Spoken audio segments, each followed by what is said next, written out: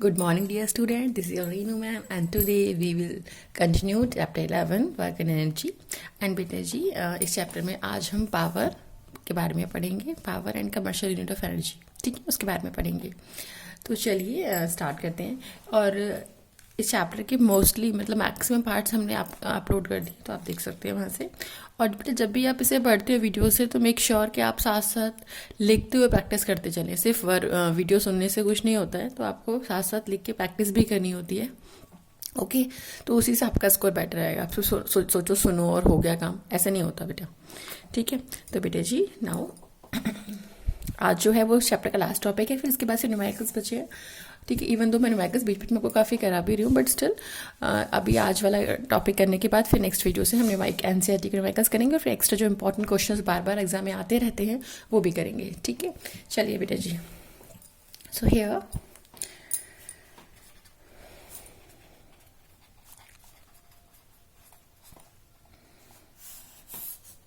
Topic is power, ठीक है। अब बेटा पावर होता क्या है, हमें कैसे पता है किसमें पावर ज़्यादा है किसमें पावर कम है। एक सिंपल सी बात है, सपोज करो आप 2 फ्रेंड्स हो क्लास में, ठीक है। आप 2 फ्रेंड्स हो, मैंने कोई काम दिया और वो इक्वल काम दिया दोनों स्टूडेंट्स को। एक जो था उसने बहुत ही फास्ट रेट से काम कर लिया, ठीक है, बहुत ही कम टाइम में काम कंप्लीट कर लिया। और सेकंड पर्सन ने, सेकंड आप में से आपके दूसरे फ्रेंड ने क्या किया, ज़्यादा टाइम लिया, ठीक है। अब यहाँ पे क्या हो रहा है बच्चे, यानी कि हम सिंपल से कह सकते हैं कि जिसने आपके पास में लेसर टाइम में काम किया वो ज़्यादा स्ट्रांग है। क्यों? क्योंकि उसका जो रेट ऑफ डूइंग वर्क है वो मोर है, ठीक है। काम करने का जो उसका जो रेट है, जो rate of consumption of energy कह लीजिए या फिर रेट ऑफ डूइंग वर्क कह लीजिए, वो मोर है, तो वो मोर पावरफुल है। जिसने स्लो रेट से काम किया, टाइम ज़्यादा लिया है, ठीक है, काम तो वही किया लेकिन स्लो रेट से काम किया, तो वो लेस पावरफुल है, ठीक है। तो इस तरीके से हम इसको कंसेप्ट को समझ सकते हैं। तो पावर क्या है बच्चे आपके पास में, ठीक है, उसको देखते हैं फटाफट। पावर ऑफ अ पर्सन और अ सिस्टम, मेनली हम सिस्टम लिखते हैं या फिर एक्सटर्नल एजेंसी वर्ड भी यूज कर लेते हैं। पावर ऑफ ए पर्सन और a system is defined as the rate of doing work by it, ठीक है। रेट ऑफ डूइंग वर्क क्या है, उसके बिहाफ पे ही हम पावर को बोलते हैं बच्चे। मतलब कि रेट ऑफ डूइंग वर्क को बेसिकली देखा जाए तो आप पावर बोलते हो, ठीक है। अगर मैं इसकी एक और डेफिनेशन देना चाहूँ तो क्या दूंगी बेटा जी, मैंने यहाँ पे आपको बता रखा है पहले ही कि work and energy both are equivalent, दोनों एक दूसरे के इक्विवेलेंट ही होते हैं। दैट मीन्स यहाँ पे हम ये भी कह सकते हैं, जैसे मैंने यहाँ पे अभी आपको बताया कि भाई पावर जो होता है वो रेट ऑफ डूइंग वर्क होता है, ओके। तो बेटा जी दैट सिंपली मीन्स दैट कि power can also be define as rate of transfer of energy और rate of consumption of energy, okay. It may also be defined as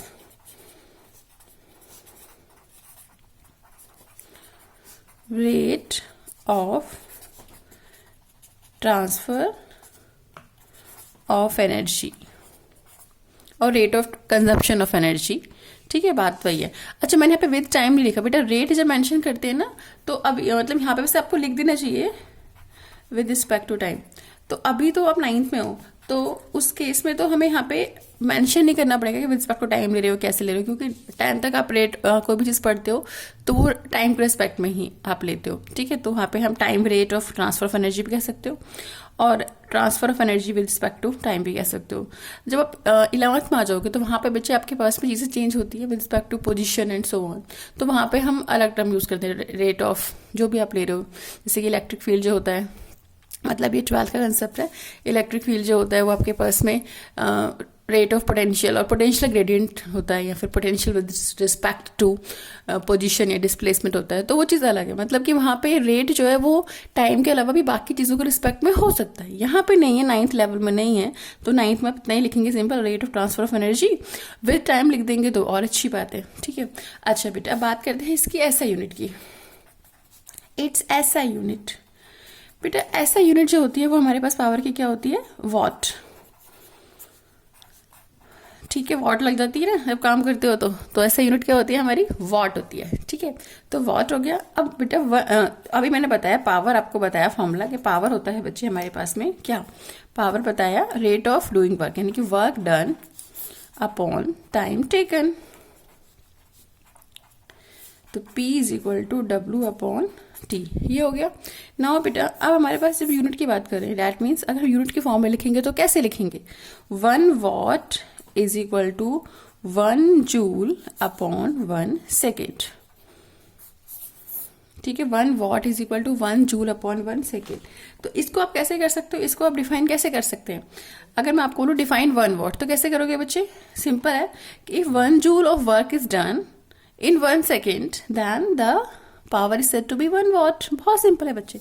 अगर आपको definition properly याद नहीं आ रही, कोई बात नहीं, फॉर्मूले लिखो और फॉर्मूले को अपने वर्ड्स में एक्सप्लेन कर दो तो वही आपकी डेफिनेशन बन जाती है। ठीक है, तो आप इस तरीके से कर सकते हैं इसको, डेफिनेशन। ओके, कैसे लिखेंगे बच्चे,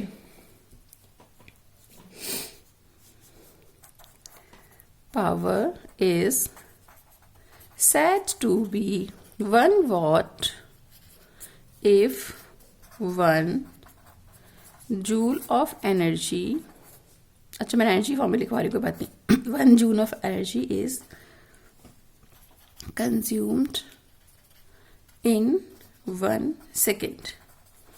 ठीक है, और करके कैसे लिख सकते हो आप इसे, और power is said to be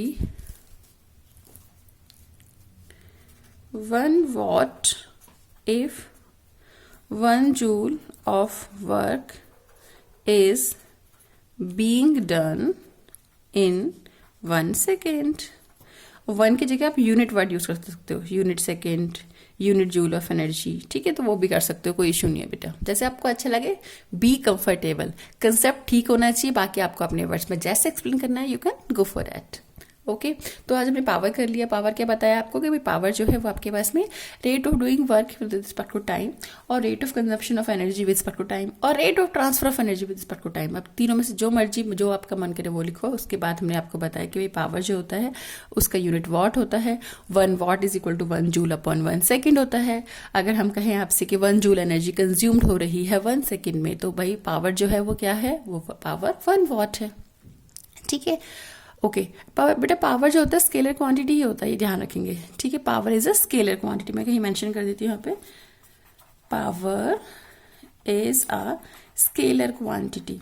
scalar quantity means कि इसके पास सिर्फ मैग्नीट्यूड होता है, सिर्फ न्यूमरल वैल्यू होती है, इसके पास कोई भी डायरेक्शन नहीं होती है। ठीक है, तो पावर जो है वो आपके पास में आप इस तरीके से उसको एक्सप्लेन कर देंगे। चलिए फर्दर आगे चलते हैं बेटा जी। Now the next topic is commercial unit of energy. ठीक है, अच्छा अब आपको ना हमने हेडिंग दी, चलिए अब आप मुझे बताओ, मैंने दी हेडिंग किलो वॉट आवर। एक तो मैंने टॉपिक कराया आपको बेटा जी पावर, उसके बाद मैं कह रही हूँ किलो वॉट आवर। अब आपसे पूछ लिया एग्जाम में which physical quantity has unit kilowatt hour, किस फिजिकल क्वांटिटी की यूनिट जो है वो किलोवाट आवर होती है। ठीक है, तो बेटे किलोवाट आवर इज द, अब मोस्टली बच्चे किलोवाट सुनते हैं मैम पावर होता है, पावर रॉन्ग है, पावर थोड़ी ना आ जाएगा इसमें। बेटा किलोवाट आवर पूरा कंप्लीट पढ़ो ना, तो यहाँ पे हमारे पास में क्या है, तो kilowatt hour is the commercial unit of electrical energy, commercial unit of electrical energy. बेटा खुद देखिए जो आपके घरों में इलेक्ट्रिक मीटर लगे हुए हैं उसमें यूनिट्स आती हैं। मम्मा कहते हैं ना इस बार इतना बिल आया, इस बार इतना आया। ठीक है, विंटर में गीजर की वजह से बिल ज़्यादा आ रहा है, ज़्यादा यूनिट्स आ रही हैं, और समर में कहेंगे एसी की वजह से ज़्यादा यूनिट्स आ रही हैं। तो जो यूनिट है ना, वर्ड यूनिट, वो जो यूनिट है वो 1 किलोवाट आवर होता है बेटा। Unit means kilowatt hour. तो किलोवाट आवर किसकी यूनिट है बच्चे, kilowatt hour is the commercial unit of electrical energy. ठीक है, अब बोलोगे मैम ऐसे बोल रहे हो, देखो सिंपल सी बात है बेटा जी, एनर्जी की यूनिट जूल होती है, जूल उसकी ऐसा यूनिट होती है। ठीक है, जो स्टैंडर्ड यूनिट है एनर्जी की वो जूल है, इलेक्ट्रिकल एनर्जी कोई इशू नहीं है, ऐसा यूनिट इज जूल। लेकिन जो कमर्शियल यूनिट है that is your kilowatt hour. जो आपकी यूनिट्स आती हैं वो किलोवाट आवर है, यूनिट मतलब किलोवाट आवर। सपोज आपका इस बार इस महीने रीडिंग में आया 250 यूनिट्स आया, यानी कि 250 किलोवाट आवर आपने एनर्जी कंज्यूम कर ली। ठीक है, अब किलोवाट आवर मतलब कि इसका मतलब क्या, यानी कि अगर हम इस डेफिनेशन को इसको देखें सिंबल को, किलोवाट आवर यानी कि 1 आवर में आपका जो डिवाइस है, जो गैजेट है इलेक्ट्रिकल अप्लायंस, 1 किलोवाट का डिवाइस जिसे पावर रेटिंग 1 किलोवाट है, तो 1 किलोवाट पावर रेटिंग का डिवाइस आपने 1 आवर यूज़ किया, तब आपकी जो एनर्जी कंजम्पशन है वो 1 किलोवाट आवर आएगा। ठीक है, दोबारा देख लो, किलो वॉट आर, माने बेटा किलोवाट पावर होता है, आपको पता है, और आर क्या होता है यहाँ पे, टाइम है ना, टाइम को रिप्रेजेंट कर रहा है। तो अगर आपने 1 किलोवाट आर अगर हम कह रहे हैं, that means 1 kilowatt power rating का डिवाइस गैजेट आपने 1 आवर के लिए यूज किया, तो आपकी जो रीडिंग है उसमें एनर्जी कंज्यूम में कितना आएगा, 1 किलोवाट आवर आएगा। आई विश आपको समझ में आ गया होगा, आई होप सो। आगे चलिए बेटा जी, आगे चलते हैं ना, ठीक है। तो यहाँ पे सिंपल सी बात करते हैं, मैं आपको डिफाइन कर देती हूँ। एनर्जी लिखो या फिर इलेक्ट्रिकल एनर्जी लिखो, it's up to you, okay, कोई इशू नहीं है बच्चे। Energy consumed is 1 kilowatt hour if an electrical appliance of 1 kilowatt power is operated for a time period of 1 आवर। बेटर है इसको 1 को स्पेलिंग में लिख लो, ऐसे ना न्यूमरल सा लिख रहा है ना। तो 1 आवर टाइम में आपने 1 किलोवाट पावर का कोई डिवाइस यूज किया, तो आपकी एनर्जी कंजप्शन कितना आएगा बेटे जी, 1 किलोवाट आवर। ओके, चलिए आगे चलते हैं बेटा। एक मोस्ट इंपॉर्टेंट टॉपिक है इसमें, ठीक है। कभी वो सीबीएसई उस सिलेबस में इन करता है, कभी आउट करता है, लेकिन हम कोई भी टॉपिक स्किप नहीं कराते, हम मोस्टली सारे टॉपिक कर लेते हैं, ठीक है। तो क्योंकि अगर पेपर आउट ऑफ सिलेबस आ गया तो आपको इशू नहीं, वैसे होगा नहीं, क्योंकि 9 का पेपर तो मोस्टली स्कूल लेवल पे बनते हैं, बट जो गवर्नमेंट स्कूल्स होते हैं, ठीक है, या फिर केवीज होते हैं, तो उनमें तो फिर आपको पता है कि उनमें तो पेपर जो है प्रॉपरली उनके जो जोनल हेड्स होते हैं वहाँ से आते हैं, जोनल से। तो उस केस में मतलब बहुत सारे टीचर्स पेपर बनाते हैं, तो कई बार जब बुक खुल रही है तो कई बार हो जाता है बाय मिस्टेक कि कहीं और से भी पेपर क्वेश्चन जो आउट ऑफ सिलेबस है वो भी इन हो जाता है बाय मिस्टेक। जान के तो कोई भी टीचर नहीं करता, बट हो जाता है कई बार, ठीक है। अच्छा, तो अभी मैं यहाँ पे निकाल रही हूँ बच्चे relationship between commercial unit of energy and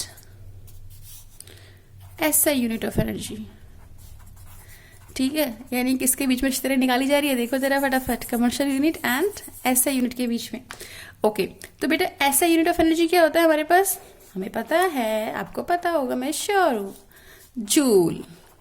okay, and बेटा जी कमर्शियल यूनिट क्या होता है, बताइए। कमर्शियल यूनिट ऑफ एनर्जी अभी तो बताया था मैंने, अब भूल गए, किलोवाट आवर। ओके, अब निकालते हैं इनके बीच की रिश्तेदारी, बहुत इजी काम है, देखो जरा कैसे। बेटा 1 किलोवाट आवर, क्वेश्चन पूछ लिया आपसे, how many joules are there in 1 kilowatt hour, कैसे बताएंगे 1 किलोवाट आवर। तो बेटा जी हो गया 1000 वॉट इंटू आर में कितना होता है, आर में होता है 3600 सेकेंड्स, पुट कर दिया। ओके, ये हो गया 36 आ गया, 1 2 3 4 5 50 1 2 3 4 5 वॉट सेकेंड। बेटा वॉट सेकेंड क्या होता है, याद करो, 1 watt is equal to 1 joule upon 1 second था, तो यानी कि वॉट सेकेंड हमारा होता है जूल। और इसको कैसे लिखेंगे हम, 3.6 इंटू 10⁻⁶, क्योंकि साइंटिफिक नोटेशन के अकॉर्डिंग आपको फर्स्ट वैल्यू के बाद डेसिमल प्लेस करना है, तो ये 3.6 इंटू 10⁻⁶, और ये क्या हो जाता है 1 watt is equal to 1 joule upon 1 second था, बिकॉज तो डेट्स वाई हमारे यहाँ पे जूल आ गया। यानी कि हम कहेंगे आपसे बेटा जी वॉट, हम कहेंगे वॉट नहीं, हम आपसे ये कह रहे हैं that 1 kilowatt hour is equal to how much, 3.6 into 10⁻⁶ जूल। आई विश आपको समझ में आ गया होगा। ओके, इसके साथ ही हमारा चैप्टर होता है फिनिश। ओके, अब बेटा जी नेक्स्ट वीडियो में हम क्या करने वाले, नेक्स्ट वीडियो में हम न्यूमेरिकल्स पार्ट करेंगे। ओके, चलिए, अगर आपको वीडियो अच्छा लगा हो तो प्लीज़ अपने बाकी फ्रेंड के संग भी शेयर कीजिएगा, सबकी हेल्प करना अच्छी बात होती है, ठीक है। चलिए बेटा, मिलते हैं नेक्स्ट वीडियो में, टिल देन बाय।